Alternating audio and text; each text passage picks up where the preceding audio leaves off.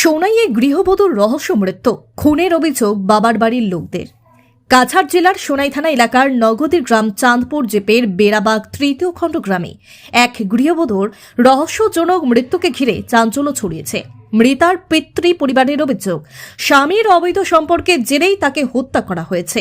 জানা গেছে, কয়েক বছর আগে আমরাঘাটের গঙ্গানগর এলাকার বাসিন্দা অনুকূল চন্দের মেয়ে সোমা চন্দের বিয়ে হয় রাজু শীলের সঙ্গে। তাদের এক পুত্র সন্তান রয়েছে।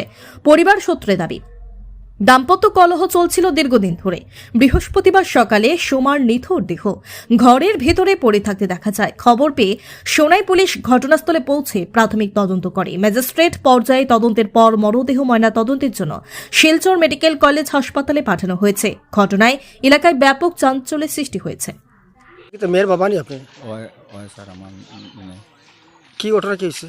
ঘটনা তো আমরা ফোন করিয়া নাই, এখন এই অবস্থা দেখলাম। তারা ইমার্জেন্সি ফোন করিয়া আমরা আনছে। আমি আমার দুই ছেলে আইছে, আইয়া দেখছে, মেয়ের মাও দেখছে। দেখিয়া এখন তো দেখি দরজার মুঠির সামনে লাশ ফেলাইয়া রাখি দিছে। মারিয়া ফেলাইছেন তারা সব জড়িত, পরিবারের সব। তো আপনার মানে সন্দেহ করে তারা মারিয়ে ফেলাইছে? মারিয়া ফেলাইছে তো। কিন্তু এখানে একটা কথা উঠেছে যে ফাঁসি লাগছে হইয়া।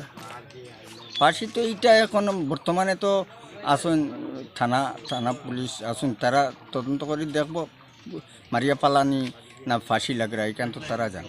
কিন্তু আপনার সন্দেহ? আমার সন্দেহ মারিয়া ফেলাইছে তারা, গলার টিপা মারিয়া। কারা মারিয়ে ফেলাইতে পারে? এই গড়র যারা আসুন তারা। বিশেষ করে কারে আপনি কইবা?